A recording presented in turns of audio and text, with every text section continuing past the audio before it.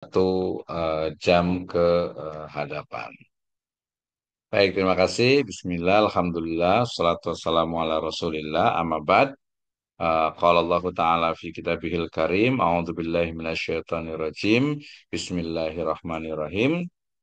Am yahsabuna anna la nasma'u sirrahum wa najwahum bala wa rusulana ladaihim yaktubun. Wa qala Allah azza wa jalla aidan hada kitabuna yantiku alaikum bil haq inna kunna nastansihu ma kuntum ta'malun. Wa qala aidan wa kullu syai'in fa'aluhu fi zubur wa kullun saghiri wa kabirin mustatar. Wa qala wa arsalnahu ila mi'ati alfin au yazidun. Amma ba'd fa inna asdaqal hadisi kitabullah wa khairal huda hudan nabiyyu sallallahu alaihi wasallam. Alhamdulillah, syukur kepada Allah Subhanahu wa taala yang telah memberikan kepada kita kenikmatan iman, Islam dan juga ihsan. Salawat dan salam sama-sama kita panjatkan kepada junjungan alam Habibana wa Nabiyana Muhammadin sallallahu alaihi wasallam, kepada seluruh ahlul baitnya, para sahabatnya, serta orang-orang yang senantiasa mengikuti jejak sunnahnya hingga akhir zaman. Kita lanjutkan materi dari statistik kita. Ya, tadi kita sudah belajar di slide yang pertama terkait dengan yaitu kaitannya dengan deskriptif statistik, yaitu metode yang berkaitan dengan pengumpulan dan penyajian suatu gugus data sehingga memberikan informasi yang bermanfaat. Nah, metode yang berkaitan dengan pengumpulan, penyajian data hingga memberi informasi yang berguna ataupun yang bermanfaat, ya, collection, display dan juga information dari sebuah data itulah deskriptif, ya. Kemudian statistika deskriptif sendiri dia itu dalam bentuk tabel ya, diagram, grafik dan juga besaran lain di berbagai media. Itu adalah statistika deskriptif. Nah, bisa juga ya dia bermakna kumpulan data yang diperoleh akan tersaji dengan ringkas dan rapi serta dapat memberikan informasi inti dari kumpulan data yang ada. Maknanya ya data itu dalam bentuk tadilah kita tabel, diagram, grafik sehingga mudah untuk membacanya. Nah, informasi yang dapat diperoleh dari statistik deskriptif antara lain berupa ukuran pemusatan data, ya, penyebaran data, kemudian kecenderungan suatu gugus data karena nanti ada prediction dan estimation. Kegunaannya untuk apa? Dari statistika deskriptif ini atau deskriptif statistik yaitu untuk analyze, ya, menganalisis dan mengolah data yang dikumpulkan dari sebuah penelitian atau dari sebuah riset. Jadi deskriptif ini ya karena statistik ini tadi saya cakap tuh lebih banyak ke riset, ya, ke riset ataupun penelitian atau penyelidikan sehingga masa menganalisis dan mengolahnya itu memang menggunakan statistik baik yang itu deskriptif ataupun inferensial. Ya, kegunaan berikutnya yaitu memberikan informasi mengenai data yang dipunyai dan sama sekali tidak menarik inferensial. Ya, inferensi berarti interpretation, conclusion, ya, estimation dan juga prediction, ya, ataupun kesimpulan apapun tentang data tersebut yang lebih besar atau Google induknya yang lebih besar. Jadi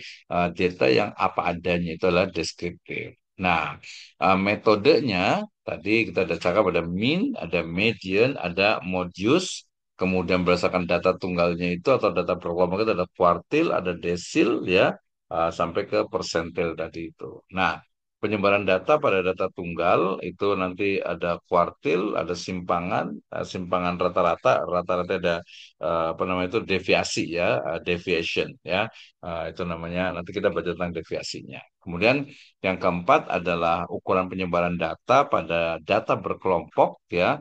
Nanti ada jangkauan yang kuartilnya, ada simpangan quartile deviationnya, ada simpangan bakunya, dan juga ada variance. Nah, kita akan belajar itu. Jadi sangat tadi saya katakan sangat basic ya supaya nanti boleh paham di pertemuan-pertemuan berikutnya. Nah, ini kemarin ataupun tadi ini formula daripada rata atau rata-rata ya ada beberapa ada tiga cara untuk memahami data dan juga mean-nya ataupun reratanya. Ini saya rasa sudah paham ya.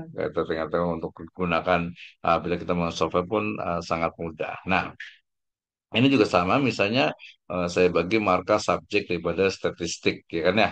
60, 55, 75, 90, ini senang lah ya. Tahu saya pikir ini ya. Tapi yang belum belajar mungkin tahu, oh iyalah ini ratanya macam ini. Jadi kita bagi-bagi lah ya. Kemudian median ataupun nilai tengah ya. Jadi nilai tengah ini adalah formulanya ya. Median itu ya kalau dia datanya ganjil, mi ya median itu adalah X ya kali N ditambah N plus 1 dibagi 2 ya. Nah, ini untuk mengetahui kalau yang mediannya adalah yang ganjil ataupun kalau yang genap berarti min-nya itu sama dengan XN per 2 plus gitu, atau ditambah X N plus N per 2 plus 1 dibagi 2.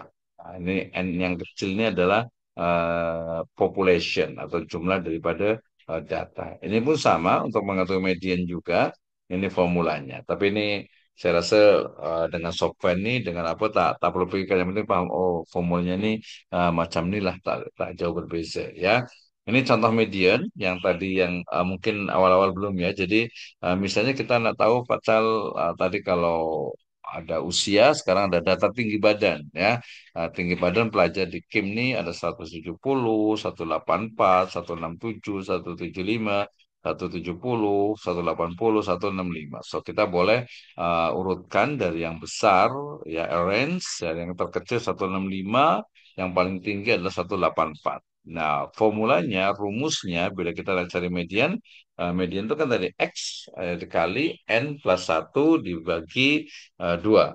Ini biasa kalau penyebutan itu agak sedikit beda, tapi saya rasa mudah-mudahan paham lah ya. Nah, jadi X 8 ya, kemudian dibagi 2, X 4-nya ini adalah ini. Ya, jadi kita tinggal tengok saja daripada jumlahnya berapa, ratanya berapa, tinggal dengan jumlah kemudian dibagi. Ada jadi itu ya. Ini contoh daripada media. Easy, senang ya. Kemudian modius atau mod ya, tadi nilai yang sering muncul.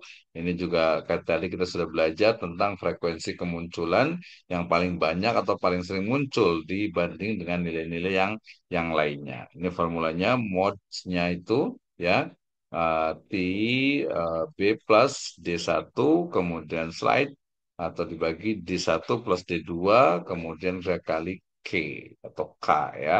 Ini panjang kelas. Jadi ini kita ingin mengetahui tentang modes-nya itu. Ini juga sama lah ya. Kalau di nanti kita praktik di SPSS itu udah langsung nampak semuanya, udah langsung keluar. Yang penting udah paham. Oh, formulanya macam ini ya. Ini kan kalau nilai misalnya markah daripada pelajar di MIC 8, 8, 6, 9, 7, kemudian 8 lagi, 4, 9 lagi, gitu apa, 8 lagi, 9 lagi, terus ini, maka kita boleh urutkan daripada yang besar, 4, 4, kemudian sampai naiknya 9. Nah, mods-nya berarti nilai 8 karena paling banyak misalkan 8, ini kan yang paling banyak nih. Nah, itu yang tadi di awalnya ya, jadi clear, sudah sangat jelas. Kemudian ini latihannya. Nah, ini nanti ada latihan sebenarnya nih, ada apa untuk learning experience-nya nih. Jadi marks-nya nih mahasiswa ini ada Ahmad 60, Muhammad 55, Khadijah 75, Aisyah ada 90, Hasan 75, Husain 75, Ali 80, Abu Bakar 60, Umar ini ada 70. Kita boleh cari daripada nilai ya ataupun min-nya berapa, medianya berapa, mods-nya berapa. Nah, dari sini nanti kita boleh buat nih ya, kita boleh buat. Oke ya. Nah, nanti boleh dikerjakan sambil di sininya. Kemudian tadi kita selesai masuk di sini juga kuartil data tunggal ya. Jadi kita ingin tahu Q1-nya sama dengan X3-nya itu di mana nih ya kuartil satunya nih Q1-nya nih. Jadi kuartil data tunggal itu adalah nilai yang membagi data menjadi empat ya, bagian secara sama rata. Ini kan ya. Jadi ada apa? Ini ada yang di tengahnya nih ya. Q1-nya ini, Q2-nya, kemudian Q3-nya, itu otomatis di sini. Jadi data tunggal ini kalau data tunggal berarti data yang disajikan secara sederhana dan belum dikelompokkan kelas interval. Ini kan ada X1, X2, X3, X4, X5, X6, X7, X8, X9, X10. Ya, kemudian nanti kita bagi menjadi 4, 1, 2, 3, dan 4. Nah, ya, jadi ini untuk melihatnya ini karena tunggal. Kemudian cara mencari kuartilnya pada data tunggal dengan menyajikan data dalam bentuk tabel frekuensi dan dikelompokkan dalam kelas interval. Ini kan ya. Jadi kalau ini misalnya Q1-nya itu X2, ya, X2 plus X3 dibagi 2, sementara kalau yang apa yang Q2-nya itu adalah X5 di sini karena lihat 1, 2, 3, 4, 5, 6, 7, 8, 9. Jadi 9 itu kita dibagi bagi 4 ya, dibagi 2, dibagi separuh dulu gitu ya. Dibagi separuh ke sini, baru dibagi 2 lagi, baru nanti dibagi 2 lagi. Itu kan kuartil ya, jadi seperempat. Ya, nanti kita akan lihat fungsinya ya untuk memastikan ini kuartil Q1-nya, ini Q2-nya, ini Q3-nya. Jadi dibagi 4. Ini kuartil dari data tunggal. Nah, sedangkan kalau kuartil dari data ganjil, dari kalau tunggal kan mudah ya. Nah, kuartil untuk N plus satu ya, ini N plus satu ini habis dibagi 4 ini kan Q1-nya ini kan sama dengan Q, kemudian N plus satu per 4. Ini apa ya, kalau yang nggak biasa math itu biasanya agak bikin pusing gitu. Padahal ya, sekarang itu dari sudah mudah, ini kan hanya basic saja. Nanti lebih digits lagi, sebenarnya nanti kita lebih mendalam lagi, sebenarnya kita nanti pakai langsung dipraktekkan di metode penelitian. Kita akan uji coba nih ya. Kita akan buat metode penelitiannya. Tadi ini yang kuadrat data ganjil ya, kemudian ini yang kuadrat untuk data genapnya. Ya, sangat teoritis nih kalau yang biasa di Islamic Studies agak sedikit apa ya puyeng juga gitu ya. Tapi take it easy ya, tenang saja, senang ya. Jadi ini hanya teori-teori yang lebih kita memahamkan, oh iya, jadi kalau satu misalnya ada data, kemudian Q1 ini berarti yang pokoknya dibagi 4, kemudian nanti dibagi, apa, dibagi 2 dulu, baru dibagi 4 satu-satu, itu adalah bagiannya. Nanti bisa menjadi nantinya itu menjadi data yang sifatnya itu interval. Ya, ada yang mungkin ini istilahnya itu apa ya? Ini suka kalau di apa di data istilahnya itu apa pengukuran dalam penelitian di kuantitatif itu menggunakan misalnya Slovin misalnya gitu ya, teori Slovin ya udah berarti sangat setuju, setuju, netral, tidak setuju, sangat tidak setuju misalnya gitu kan ya. Nah, itu kan bisa kelihatan yang setuju ini berapa orang nih, yang tidak setuju berapa orang, itu bisa nanti kita boleh bandingkan. Ini kuartil data genapnya. Kemudian nanti kalau ini juga kuartil data kelompoknya, ketika kelompok apa data itu ternyata dia bukan satuan tapi pengelompokan, maka ini dia harus lebih detail lagi dalam menghitungnya ya, terutama nanti terkait dengan apa dengan data yang berkelompok ya.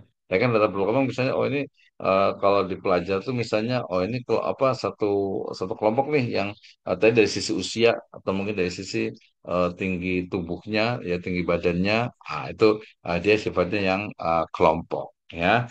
Nah, kemudian juga pembahasannya nanti terkait dengan misalnya tadi ada jumlahnya 1, 2, 3, ini ada Q1-nya ya di X31, kemudian di Q2 juga di ini yang X62, dan juga Q3-nya itu di X93. Itu untuk melihat data yang ada sebelumnya gitu ya. Ini mudah lah ya. Oke, ini juga sama data pada jumlah 97 itu juga untuk memastikan. Ya, jadi ini secara manual kita buat seperti ini ya. Tapi nanti dalam prakteknya itu biasanya ya udah pakai sudah menggunakan formula rumus, apalagi zaman sekarang sudah pakai AI ya, sudah pakai artificial intelligence, tinggal minta carikan aja dia langsung menghitung. Saya rasa udah biasa ya pakai pakai ChatGPT atau mungkin juga pakai apa apa Gemini kan, ada biasa juga dia sudah bisa membantu sekali, walaupun bikin kalau nggak paham dari sisi manualnya ya agak berat juga gitu ya. Nah ini contoh-contoh untuk kuartal yang sifatnya 200, mulai dari 97, ini yang 200, ini yang 150, itu mengetahui ataupun juga memahami dari pembahasan yang kuartil. Misalnya gini, nah, kita tentukan nilai kuartil dari data yang ada ini. Misalnya berat badannya ini 40 sampai 44 tuh ini ada 5 pelajar. Lepas itu yang 45 sampai 49 itu ada 18. Ya, dan seterusnya sampai ke bawah. Kemudian ini jumlah numbers daripada pelajar, kemudian frekuensi apa kumulatifnya. Jadi yang paling banyak berapa nih? Q1-nya berapa? Q2-nya, Q3-nya. Nah, itu untuk memahami dari data kuantitatif ya, yang sifatnya dia masih ini ya deskriptif ya, masih deskriptif kuantitatif, atau deskriptif statistik, atau statistik deskripsinya menjelaskan saja, oh ternyata berat badan dari pelajar nih yang paling banyak itu adalah di 55 59 ya. Oh, ada sih yang cukup berat 65 sampai 69, tapi dia hanya 6 orang saja ya. Frekuensi kumulatifnya sampai 100. Nah, gitu ya. Nah, ini cara tadi ada kuartil, ada desil, ada persentil. Kalau kalau kuartil tadi 4 dibagi 4, kalau desil ini dia dibagi 10. Ini 10%, 10%, 10%. Jadi tinggal dibagi saja. Ya, ini D apa? Desil D1-nya, D2, D3, D4, D5, dan seterusnya. Rumus desilnya itu D apa D1 ini atau DI-nya itu adalah I ya, I itu di sini adalah desil ke satu ya, satu ini I, ya, N itu adalah banyaknya data sama nih populasi gitu ya. Jadi desil itu adalah apa dari I1 ini ya, kemudian dikalikan N plus satu dibagi 10. Udah ini aja dibagi 10 aja ya. Jadi secara keseluruhan itu ada per 10 lah. Desil itu per 10. Nah, rumus desil nanti yang data kelompoknya juga dia berbeda ya, kita untuk memahami tentang dari masing-masingnya. Ini sangat sangat ini sekali. Contohnya begini yang paling mudah nih. Jadi ada 1, 2, 2, 2, 3, 3, 5, 6, 6, 7, 7, 8, 9, 9, 10. Jadi kalau kita ingin mengetahui dari nilai desil 5 dan desil 8, kira-kira bagaimana? Ya, D5-nya itu di apa sih, di 5 ya. Sama dengan itu 5 ya kali 15 plus 1, kemudian dibagi 10 8. Oh, ternyata di sini desil 5-nya nih 8-nya gitu ya. Ini ada desil itu harusnya yang ini ya, 8 ini ya, ke 8 ya. Jadi kita dari 1, 2, 3, 4, 5, 6, 7, 8. Jadi yang ini nih harusnya ya, karena ini kan 16 tambah 15 sebagai 10 gitu ya. Nanti kita bisa boleh dilihatnya. Nah, ini untuk apa di desil 8-nya juga sama. Jadi hanya mengurutkan. Jadi kesannya mungkin di awal-awal ini nggak praktis ya. Artinya itu tidak terlalu dipakai, padahal tidak juga. Ini kan sangat basic, minimal mengetahui, dan statistik itu ya ya seperti ini fungsinya nanti akan beda-beda di riset, kemudian di finance, di pendidikan itu juga masing-masing itu berbeda. Tapi minimal sudah pernah dengar lah ya. Jadi mulai dari kuartil, desil, sampai kepada persentil ya. Persentil itu berarti ya persen, atau persen itu ya ratus ya, persen ya, persentil. Ini rumusnya untuk persentil yang data kelompoknya ya. Kemudian berarti kan dia dibagi 100, berarti persentil I sama dengan apa dikali N plus 1 dibagi 100 sama lah. Jadi dia kalau tadi dibagi 4 dibagi 10 dibagi 100, itu persentil itu adalah kajian atau pembahasan terkait dengan apa deskriptif statistik. Ya, jadi kita ingin tahu misalnya P50 dari data berikut nih. Berat badannya tadi kan 40-45. Jadi frekuensi kumulatifnya berapa nih? Jadi P50 itu dengan rumus P50 sama dengan 50 per 100 ya. Kemudian ini eh, dikali 100. Jadi oh, jadi di persentilnya itu adalah P50-nya itu ya persentil 50-nya tadi 52,7 berarti di sekitar sini ya. Di sekitar sini untuk mengetahui persentilnya. Jadi nanti kita bisa mengklasifikasikan dari data yang ada, entah itu mungkin apa, pokoknya data statistik ya. Mulai dari mungkin apa berat tubuhnya, kemudian juga mungkin tingginya, IQ-nya, kemampuannya, mungkin ada jarak rumahnya, atau mungkin eh, termasuk juga mungkin jumlah hafalan Al-Qur'annya gitu ya, jarak mungkin dari rumah ke masjid dan lain sebagainya. Itu pokoknya yang semua angka yang memang kita perlukan gitu ya. Oke, nah kemudian di statistik ini juga kita harus belajar tentang range ya. Range itu adalah rentang atau jangkauan. Jadi range itu adalah selisih dari data terbesar dikurangi data terkecil.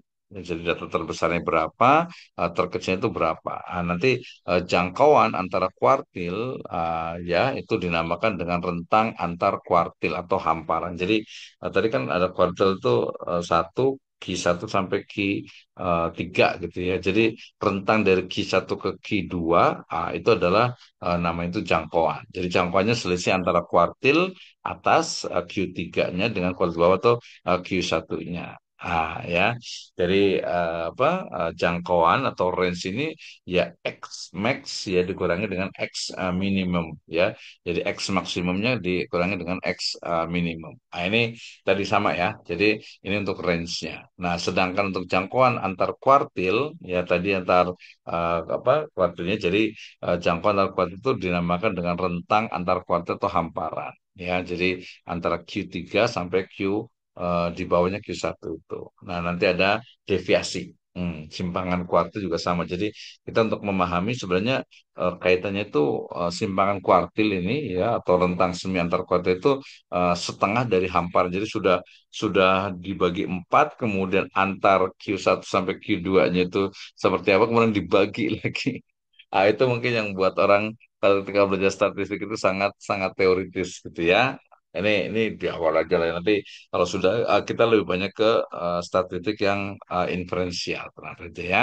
Nah, langkahnya nanti mulai dari 1,5 kali panjang satu hamparan, kemudian langkah itu digunakan untuk mencari nilai apa ya pagar ya, nanti disebut dengan apa dengan range pagar dan seterusnya. Ini ada istilah-istilah yang memang kita ke bahasa Indonesia kan ya. Takdir pagar gitu ya yang kita gunakan. Jadi rumusnya formula itu seperti ini. Ini contoh soalnya begini. Misalnya ada data, ada six, seven, nine, kemudian 13, kemudian 16, kemudian 20, ada 20 ya. Jadi kita melihat berapa nih jangkauan, ada jangkauan, range tadi ya, kemudian juga jangkauan antar kuartilnya, simpangan kuartilnya, langkahnya, sampai kepada pagarnya. Kita lihat nih, jangkauannya C 20 ini kan 20 nih ya. Yang paling besar ini 20 dikurangi 6. Jadi jangkauan itu sama dengan X maksimum cuma paling besar dikurangi X minimum dengan 6 gitu ya. Jadi berapa nih ya? 20 tinggal 6 14 gitu ya. 14 ya. Kemudian jangkauan kuartil ini kalau kita ngitung apa jangkauan kuartil itu tentu kan terlebih dahulu nilai X1, X2 dan X3-nya. Nah, dari data tersebut diperoleh X1 sama dengan 6. Ini kan di sini nih X2-nya ini 9. Kemudian X3-nya ini ada 16. Berarti 16 dikurangi 6 ya, sama dengan 10 ya. Ini kan X3 dikurangi X1. Nah, jadi untuk melihat daripada kuartilnya dan jangkauan. Oke. Nah, ini pembahasan dari simpangan kuartil. Ini cukup dalam ya, walaupun nanti dalam prakteknya kalau di Islamic Studies itu dia tidak terlalu banyak ke ke deskriptif tapi lebih ke nanti inferensial ya. Seperti ini. Jadi kalau kita ingin tes gitu ya, nanti boleh coba-coba nilai jangkauan dari kalau zaman sekarang ya udah pakai apa IA ya, AI ya, AI. Nah, dalam nilai jangkauan antar kuartil kita tanyakan langsung langsung ketemu tanpa nggak perlu mikir gitu ya.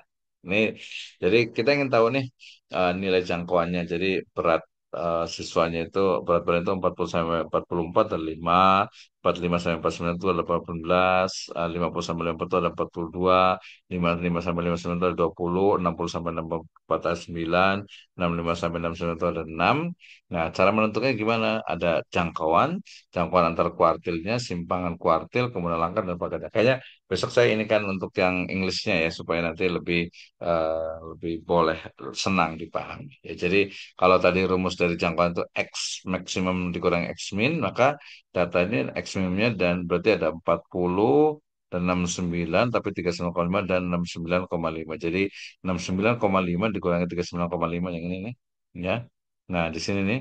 Nah, jadi nanti datanya itu lebih lebih detail. 6569 berapa nih jumlahnya nih? Nah, jadi harus dipastikan datanya itu. Ya, ini jangkauan, ya, kemudian ini jangkauan antar kuartilnya, ya, kemudian ini simpangan kuartil, kemudian juga langkah, dan juga nanti dari sisi pagarnya. Jadi kita pakai pagar istilahnya, pagar dalam dan juga pagar luar ini apa lebih detail lagi nih. Nah, nanti ada soal juga nanti boleh dikerjakan di ini ya, di rumah lah ya, di rumah saya kalau di pertemuan besok insya Allah mungkin ya kalau ada waktu nih. Jadi nanti dari data ini 3 3 4 4 5 6 6 6 7 7 7 8. Kalau pusing kan nanti kita kasih yang mudah saja ya, yang mudah saja kaitannya nanti dengan Islamic Studies ya, Islamic Studies yang ini pertama ya. Tapi nanti dikerjakannya nanti setelah apa di pertemuan besok insya Allah ya.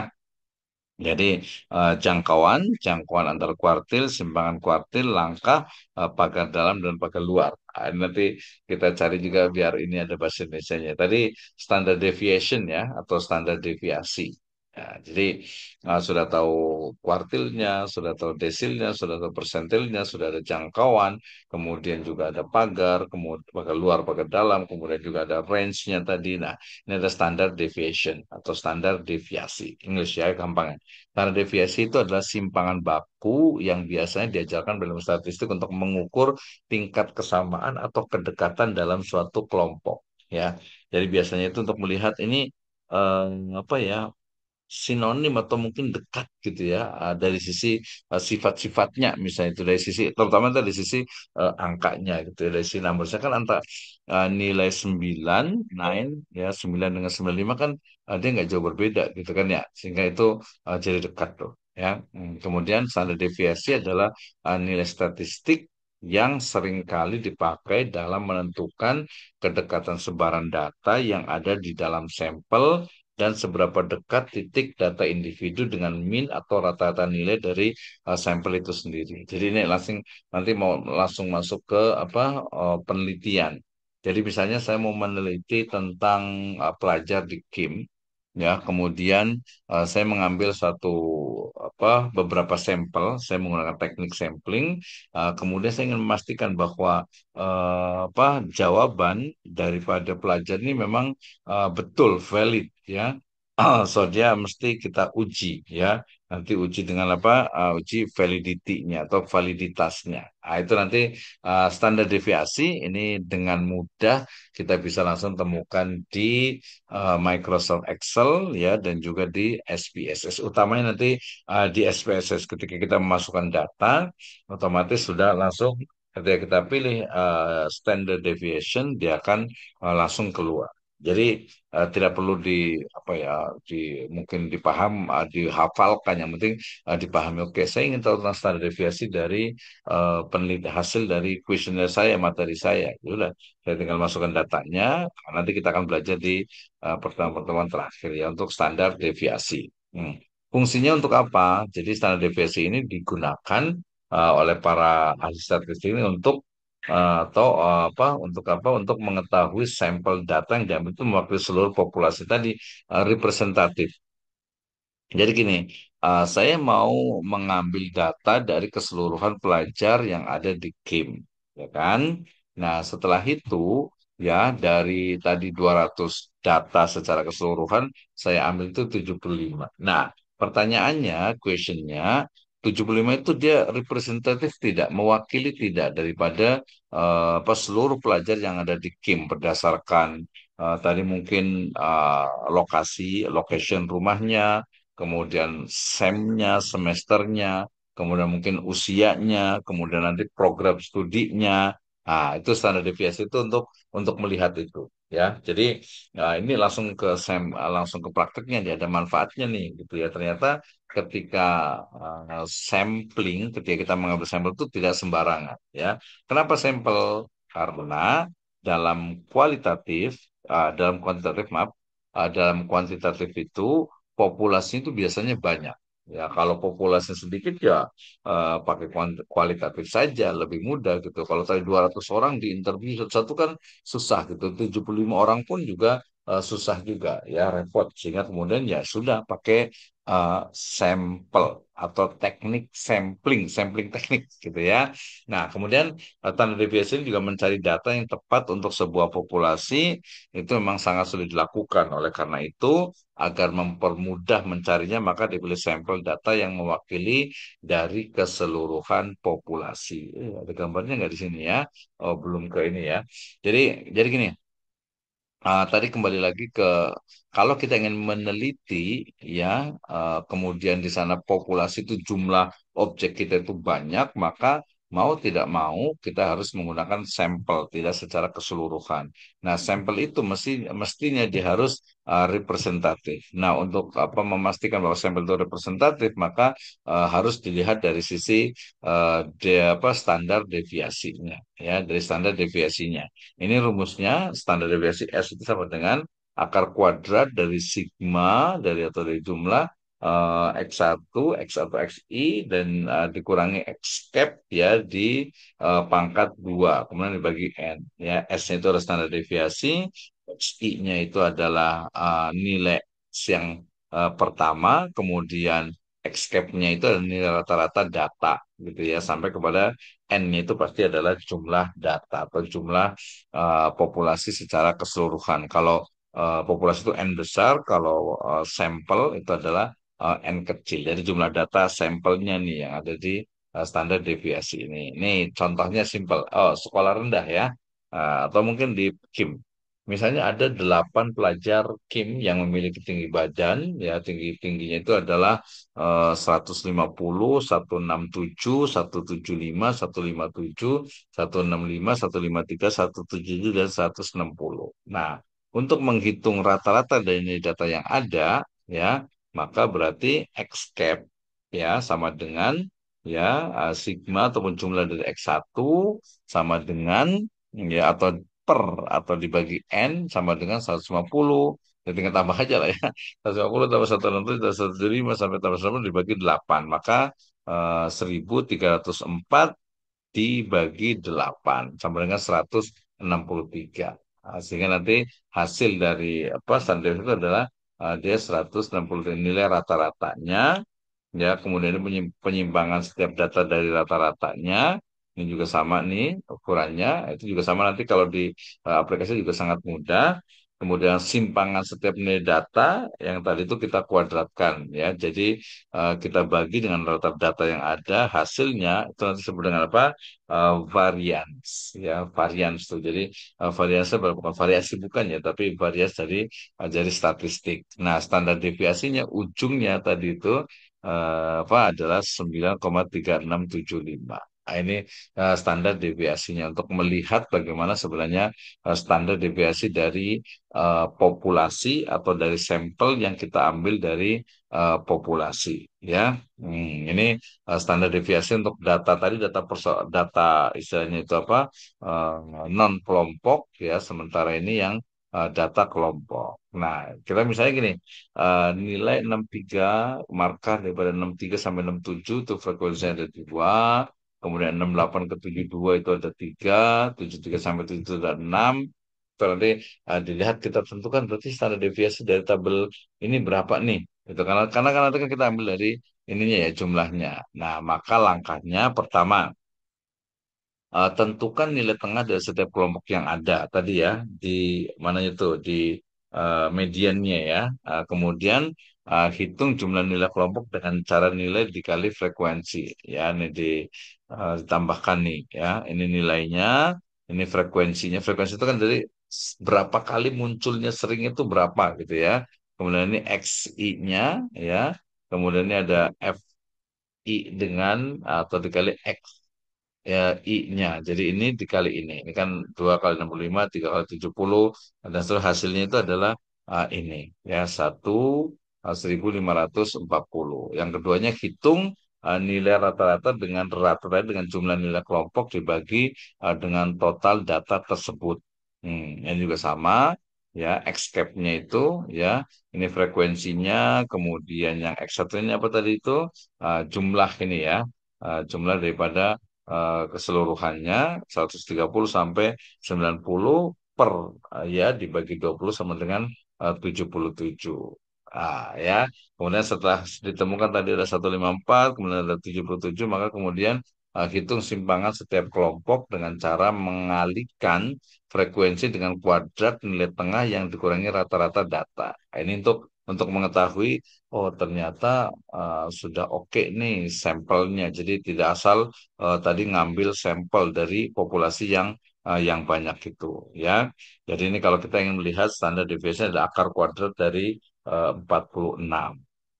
Setelah itu baru tadi ada ragam atau varian. Ya, standar deviasi, kemudian ragam, kemudian varian. Jadi ragam itu varians itu adalah diajarkan ini untuk mengukur tingkat kesamaan atau kedekatan dalam suatu kelompok ya. Kalau tadi kan satu satuan ya, kalau ini dalam satu kelompok. Jadi varians itu seperti apa? Jadi ragam dalam nilai statistik yang sering kali dipakai itu untuk menentukan tadi dekatan sebaran data yang ada dalam sampel dan seberapa dekat titik data individu dengan mean atau rata-rata nilai dari sampel itu sendiri. Jadi kan pertama itu tadi dilihat dari sisi kedekatan kalau yang standar deviasi itu kan secara data satu-satu gitu ya. Kemudian kalau kita kelompokkan lagi, maka dia menggunakan namanya itu variance ya atau ragam. Fungsinya untuk apa? Ya, jadi dia digunakan untuk mengetahui sampel data yang diambil itu mewakili seluruh populasi. Dia hampir sama ya. Jadi keseluruhan dari populasi itu kan kita ambil sampel. Nah, sampelnya ini bisa mewakili atau enggak sih? Jadi dilihat dari sisi variansnya. Nah, jadi apa untuk mempermudah mencari maka dipilih sampel data yang mewakili dari keseluruhan populasi. Populasi adalah objek dari keseluruhan penelitian kita. Sampel itu adalah sampel ya yang diambil untuk mengambil data. Ya, untuk mengambil data. Misalnya tadi persepsi dari masyarakat Muslim di Singapura tentang perbankan syariah atau tentang Islamic banking. Ya nggak mungkin saya ambil semuanya, pasti saya akan ambil sampel. Sampelnya seperti apa ya tinggal dicari gitu ya. Tinggal dicari. Termasuk kalau di ayat Al-Qur'an kan banyak data, banyak biasa di penelitian nih, biasa di tafsir maudhu'i ya. Kalau di tafsir Maudi itu biasanya kan banyak ayat nih, misalnya ayat tentang keluarga sakinah misalnya gitu ya. Oh, yang kita hafalkan hanya surat Rum gitu ya. Surat Ar-Rum misalnya gitu kan ayat 30 31 misalnya gitu ya. Atau 21 gitu ya. Nah, di situ kemudian 21 biasanya ya. Nah, padahal kan ayat-ayat yang lainnya itu banyak gitu kan. Maka kemudian ketika saya memilih satu surat itu misalnya ya, satu ayat itu alasannya itu apa gitu kan. Jadi harus ada argumentasinya padahal mestinya dia nggak bisa tuh satu-satu jadi nggak bisa dibikin apa ya sampel gitu ya nggak bisa dibikin sampel kecuali nanti mungkin dalam hal mungkin bahasa ya itu mungkin masih bisa ya ini rumus ragam data tunggal ya. Ini pembahasannya juga sama nih misalnya ada 10 pelajar oh tadi ke tafsir mau tuh iya nggak apa-apa jadi tadi nggak bisa tuh kalau pakai sampel tapi kalau kita mengambil dengan argumentasi oh saya batasi hanya ini saja karena memang representatif mewakili dari ayat-ayat yang lainnya. Oh, bisa juga kayak gitu tuh. Oke. Kemudian misalnya di sini ada 10 pelajar ya dengan tinggi tadi 152 sampai 163. Maka kita bisa lihat dari sisi apa rata-rata. Jadi langkah pertama kan kita ingin melihat ragam ya atau variance ya. Jadi pertama itu lihat dari data yang ada ya nilai rata-ratanya. Kemudian yang kedua itu apa dari nilai rata-rata itu kita cari penyimpangan setiap data ya dengan cara mengurangi nilai dari nilai rata-ratanya. Kemudian yang terakhir yang ketiga itu adalah simpangan tadi itu dinilai apa nilai kita kuadratkan lalu kita bagi dengan nilai rata-rata data. Dan nilai yang dihasilkan itu disebut dengan apa? Dengan variance. Jadi kedekatan data dalam satu kumpulan data yang memiliki karakter yang sama. Itu adalah varians. Ya, kalau di penelitian ya nggak bakalan ditanya sih gitu ya, nggak bakalan ditanya. Tapi biasanya lebih kepada untuk membuktikan saja. Ya, ini ragam varian tadi yang data kelompok ya. Jadi dia lebih kepada apa istilahnya itu untuk mengetahui dari varian itu seperti apa. Oke ya. Nah ini kaitannya dengan apa? Dengan apa cara untuk melihat varian. Nanti Maaf. boleh dipelajari. Nanti saya akan kirim di grup untuk materi ini ya urutannya. Ya nanti kalau tidak paham boleh ditanyakan. Misalnya soalnya tentukan. Tapi kita soal nggak ada sih kayak gini ya. Kita nggak ada tes. Tenang aja gitu ya. Tenang aja justru nanti yang kita mau inginkan adalah dari sisi apa bagaimana nanti ada homework ya yaitu bagaimana statistik dalam Al-Quran misalnya mungkin statistik yang di Al-Quran itu adalah statistik yang sifatnya itu adalah apa deskriptif ya deskriptif statistik walaupun mestinya yang inferensial juga ada juga harusnya itu ya. Nah, nanti terakhir di pertemuan kita terakhir nih kita masih ada waktu Ustaz, masih sekitar 45 menit ya. maaf, Ustaz, minta maaf mencelah. Kelasnya hingga jam berapa ya? Kita sampai jam berapa ya jamnya ya? Sepatutnya 20 minit lalu sudah selesai. Sudah selesai ya, Masya Allah. Jazakallah khairan, Ustaz. Berarti nanti saya cepatkan dulu ya. Oke, ini udah sampai ke praktek nih. Saya nggak lihat nih, saking semangatnya nih. Terima kasih Ustaz Muhammad Nur Syafi. Eh, sampai jam 21 ya, bukan sampai jam 22 ya? Du- 22 jam Singapura, bukan jam Indonesia. Oh iya iya iya iya. Oke, nggak apa-apa ya. Jadi saya mohon maaf saking semangatnya nih.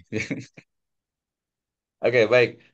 Mohon maaf maknanya kita dah lewat ya sudah berlalu. Tapi saya nak bagikan homework ya untuk esok nih nanti masing-masing daripada pelajar nih boleh mengexplain terkait dengan saya type di chat room yaitu senang aja statistik ya. Mm-mm. Statistik dalam Islam dalam kurung itu Al-Quran. Saya ingin tahu utamanya tadi dari sisi apa? Dari sisi deskriptif statistik ya atau mungkin amazing numbers yang ada di dalam Al-Quran. Jadi kita akan lihat.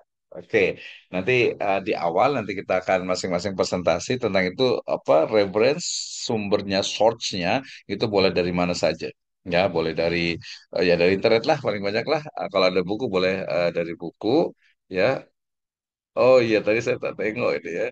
Eh, Oke ya, insya Allah waktu ini, insya Allah nanti kita lanjutkan di esok hari ya. Esok hari nanti masing-masing boleh presentasi terkait dengan topik ataupun tajuk tadi yaitu bagaimana sebenarnya statistik yang ada di dalam Al-Quran.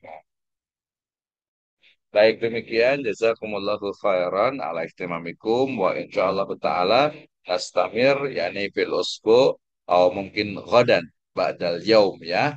Balik insyaallah nastamir kama fi al jadwal. Jazakallah khairan naftatim bilhamdalillah wa doa qabalul majlis. Alhamdulillahirabbil alamin. Subhanakallahumma wa bihamdika asyhadu an la ilaha illa anta astaghfiruka wa atubu ilaik. Wassalamualaikum warahmatullahi wabarakatuh.